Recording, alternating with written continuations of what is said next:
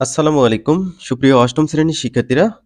এই ভিডিওতে অনুশীলনী 2.1 এর ১৯ নম্বরে একটা সৃজনশীল দেওয়া আছে। এইটা আমরা সলভ করব। এই ১৯ নম্বর সৃজনশীলটা এই অনুশীলনীর ৩ নম্বর অঙ্কের মতো।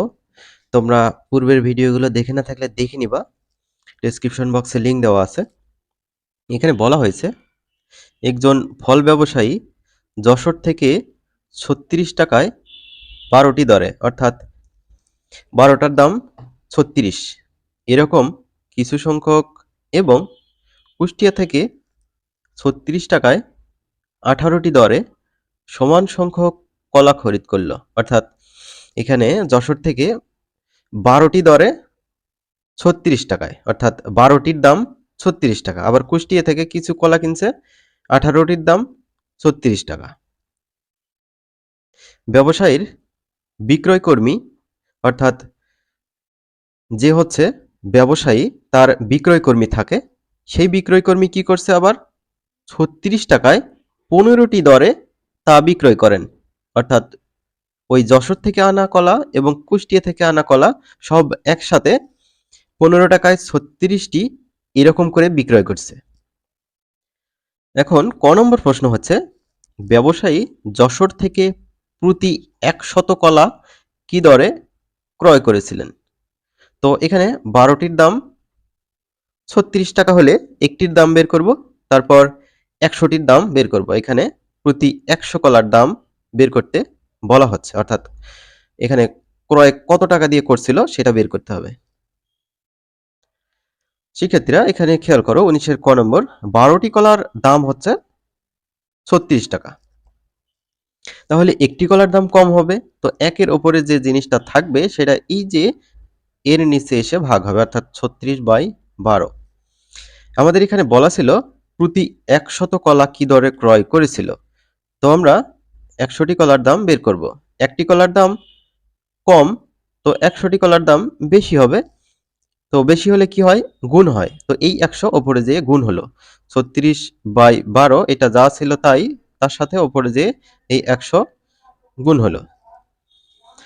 তো এখন যদি আমরা কাটাকাটি করি, কাটাকাটি আমরা কিভাবে করব? ১২কে ১২ ৩ ১২ ৩৬। তো এই ৩-এর সাথে ১০০ গুণ হবে হচ্ছে ৩০০ টাকা। অতএব যশোর থেকে ফল ব্যবসায়ী প্রতি ১০০ কলা মানে ১০০টি কলা ৩০০ টাকা দরে ক্রয় করেছিলেন। তো এই ক নম্বরের এই যে এই ১০০টির দাম ৩০০ টাকা, এটা আমরা খ নম্বরে ব্যবহার করব। খ নম্বর দেখো, বিক্রয় কর্মী সবগুলো কলা বিক্রয় করলে শতকরা কত লাভ বা ক্ষতি হবে। চলো আমরা খ নম্বর অঙ্কটা সলভ করে ফেলি। খ নম্বর, মনে করি ফল ব্যবসায়ী যশোর ও কুষ্টিয়া থেকে ১০০টি করে কলা কিনেছিল। তো আমাদের কিন্তু প্রশ্নের মধ্যে দেওয়া আছে কিছু সংখ্যক কলা কিনেছিল, এক্স্যাক্টলি বলা নাই যে কতটি করে কলা কিনেছিল। তো আমরা ধরে নিলাম যে যশোর ও কুষ্টিয়া থেকে ১০০টি করে কলা কিনেছিল। ক নম্বরে আমরা কিন্তু একটা কাজ করেছিলাম, ১০০টি কলার দাম ৩০০ টাকা বের করেছিলাম, ওইটা এখানে কাজে লাগাবো। ক হতে পাই ৩৬ টাকায় ১২টি দরে ১০০টি কলার দাম ৩০০ টাকা। তো এটা যশোর থেকে ১০০টি কলার দাম ৩০০ টাকা। এবার কুষ্টিয়া থেকে ১০০টি কলা তার আমরা দাম বের করব। তার আগে এখানে দেখতে হবে কুষ্টিয়া থেকে কয়টি কলা কত টাকায় কিনেছিল। দেখো কুষ্টিয়া থেকে ১৮টি কলা ৩৬ টাকায় কিনেছিল, তো সেটা লিখতে হবে। ১৮টি কলার দাম ৩৬ টাকা, অতএব একটি কলার দাম কম হবে।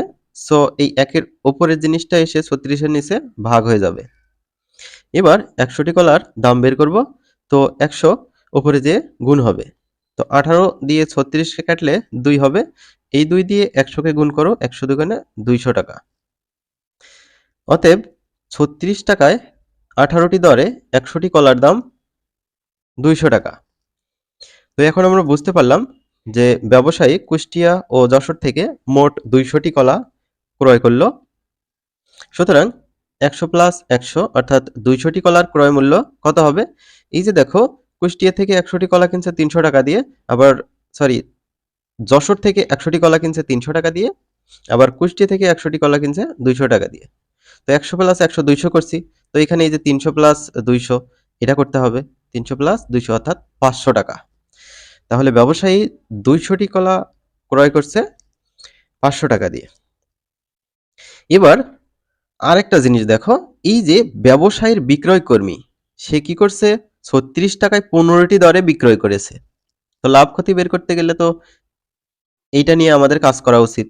তো 15টির দাম এখন কত, 36 টাকা। তো আমরা সেটা লিখবো, 15টি কলার দাম অর্থাৎ বিক্রয় মূল্য 36 টাকা। একটির বিক্রয় মূল্য কম হবে 36 বাই কত হবে, 15। এবার এই যে 200টি কলা কিন্তু ওই যে ব্যবসায়ীর ব্যবসায়ীর বিক্রয় কর্মী বিক্রয় করছে। তো এখানে লিখতে হবে 200টি কলার বিক্রয় মূল্য, সো এই 200 উপরে যে গুণ হবে। তো আমরা যদি কাটাকাটি করি তাহলে কত পাবো, দেখো আমরা এক কাজ করি, 36 গুণ 200 করি, তাকে ভাগ দেই হচ্ছে 15 দিয়ে, 480। তো এটা কোনো কথা হলো, সে 200টা কলা কিনছে হচ্ছে 500 টাকা দিয়ে, আবার 200টা কলা বিক্রি করছে 480 টাকা দিয়ে। তাহলে ক্রয় মূল্য কিন্তু বিক্রয় মূল্যর থেকে বেশি, সুতরাং কি হবে, ক্ষতি হবে। ক্রয় মূল্য যদি বেশি হয় বিক্রয় মূল্যের থেকে তাহলে কি হবে, ক্ষতি হবে। তো এখানে সেই কথাটাই আমরা লিখছি, ক্রয় মূল্য বড় বিক্রয় মূল্যর থেকে, এটা কিন্তু বড় চিহ্ন, এই কাঁটাটা যেদিকে মুখ করা থাকবে সেটা বড়।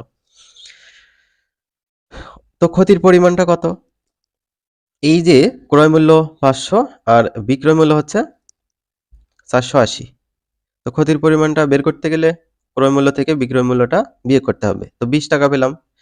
তো লাভ আর ক্ষতি কিসের উপর নির্ভর করে, ক্রয় মূল্যের উপর নির্ভর করে। এটা তোমাদের এমসিকিউ এর জন্যও গুরুত্বপূর্ণ। লাভ ক্ষতি কিসের উপর নির্ভর করে, ক্রয় মূল্যের উপর নির্ভর করে। ক্রয় মূল্য এখানে কত ছিল, 500। তো এই 500 টাকায় কয় টাকা ক্ষতি হয়েছে, 20 টাকা ক্ষতি হয়েছে না। তো এই যে ক্ষতি কথাটা 20 টাকা, এটা আমরা ডানে লিখবো। তো 500 টাকায় ক্ষতি হয় 20 টাকা, 1 টাকায় ক্ষতি হয় কম। তো এই 500 20 এর নিচে যেয়ে ভাগ হবে 20 বাই 500। এবার শতকরা আমাদের লাভ বা ক্ষতি বের করতে বলছে। তো শতকরা হলে 100 নিয়ে কাজ করতে হবে। দেখো 100 টাকায় ক্ষতি হয়, বেশি ক্ষতি হবে 100 টাকায়। তো 100 উপরে যেয়ে গুণ হবে। তো এই দুইটা শূন্য আমরা কেটে দিলাম, 5 দিয়ে 20 কে কাটলে হবে 4 টাকা। অর্থাৎ ক্ষতি হয়েছে 4% বা শতকরা 4 টাকা করে। তো শিক্ষার্থীরা আশা করি এই অঙ্কটি বুঝতে পেরেছো। এই অঙ্কটি খুবই ইম্পর্টেন্ট তোমাদের সৃজনশীল প্রশ্নের জন্য। এবার গ নম্বরটা দেখো, ব্যবসায়ী 25% লাভ করতে চাইলে প্রতি হালি কলা, এক হালি মানে কয়টি, 4টি। 25% লাভ করতে চাইলে প্রতি হালি কলা কি দরে বিক্রয় করতে হবে। তো প্রথমত আমরা এই যে 25% লাভে বিক্রয় মূল্যটা বের করে নেব। তো বিক্রয় মূল্য বের করলেই হবে না, তার আগে ক্রয় মূল্যটা আমাদের ধরে নিতে হবে। তো ক্রয় মূল্যটা আমাদের দেয়া নাই অঙ্কের মধ্যে, 100 ধরবো। গ নম্বর, ক্রয় মূল্য 100 টাকা হলে 25% লাভে বিক্রয় মূল্য, লাভে বিক্রয় মূল্য হলে 100 সাথে যোগ হয়, ঠিক আছে। এই যে 100 সাথে যত পার্সেন্ট দেওয়া থাকবে তত যোগ হবে। তো 125 টাকা হলো। তো ক্রয় মূল্য আমাদের কত, 100, আর বিক্রয় মূল্য কত, 125। যেহেতু আমাদের এখানে বিক্রয় মূল্যটা বের করতে হবে আপাতত, তো বিক্রয় মূল্যটা আমরা ডাইনে রাখবো আর ক্রয় মূল্যটা বামে রাখবো। দেখো ক্রয় মূল্য 100 টাকা হলে বিক্রয় মূল্য 125, ক্রয় মূল্য 1 টাকা হলে বিক্রয় মূল্য কম হবে।